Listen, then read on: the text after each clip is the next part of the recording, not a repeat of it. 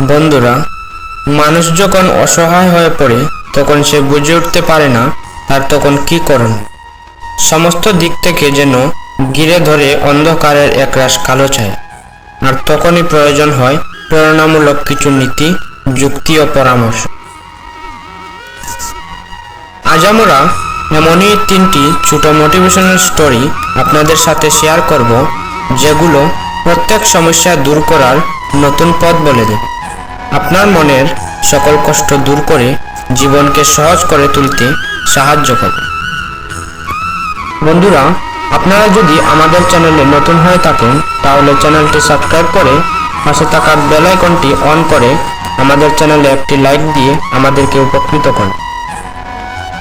একটি শহরে এক ধনী ব্যক্তি ছিল। ব্যবসা বাণিজ্যে অর্থ, বৈভব, সম্মান কোনো দিক থেকেই আর কোনো কমতি ছিল না। সকল প্রকার সুখ সম্পত্তি ছিল তার নিত্যনৈমিত্তিক জীবনের সঙ্গে। কিন্তু হঠাৎ করে এক সময়ে তার এই বিলাসবহুল জীবন কোনো এক ঘটনা চক্রে ভেঙে চুরমার হয়ে যায় এবং সমস্ত বিষয়, সম্পত্তি, ব্যবসা সবকিছু হারিয়ে যায়। যা কিছু এতদিন ধরে উপার্জন করেছিল সবকিছুর সমাপ্তি ঘটে। এমন অবস্থায় সে মনের দিক থেকে একেবারে বিষাদগ্রস্ত হয়ে পড়ে আর মনে মনে ঠিক করে ফেলে, এ জীবন আর রেখে লাভ কি, মরে গিয়ে মুক্তি পাওয়ার জন্য প্রস্তুত হয়ে পড়ে। একদিন সে শহরের বাইরে জনবহুল এলাকা চেয়ে অনেক উঁচু পাহাড়ের উপরে উঠে এবং সেখান থেকে সে জীবন দিয়ে মুক্তি পাবে বলে প্রস্তুত হয়ে পড়ে। আর তার এই ঘটনা কোনো এক মহান ব্যক্তি লক্ষ্য করেন আর তাকে জিজ্ঞাসা করেন, আপনি কেন এই পথ বেছে নিলেন? তখন ওই ব্যক্তি তার জীবনের সব ঘটনা বলেন।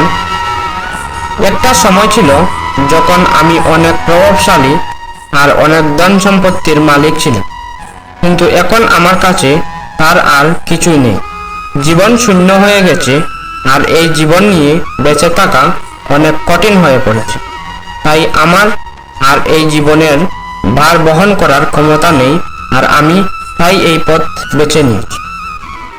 ওই মহান ব্যক্তি তার সব কথা শোনার পর তাকে বললেন, তুমি কেবল তোমার অর্থ সম্পত্তিকে হারিয়েছ, তোমার জীবন এখনো তুমি হারাওনি।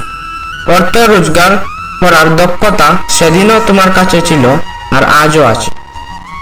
সময় কখনো একরকম থাকে না, কাল সহজ ছিল আজ কঠিন।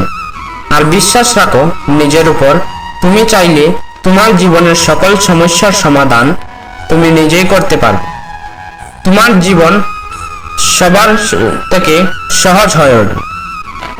বিশ্বাস হলো কঠিন সময়ের সবচেয়ে বড় হাতিয়ার আর নিজের উপর আস্থা সকল সমস্যার অবসান ঘটাতে পারে। মানুষের জীবনে সমস্যা আসে তার পরীক্ষা নেওয়ার জন্য। সমস্যা মানুষকে আরো কঠিন ও অভিজ্ঞ করে তুলতে সাহায্য করে।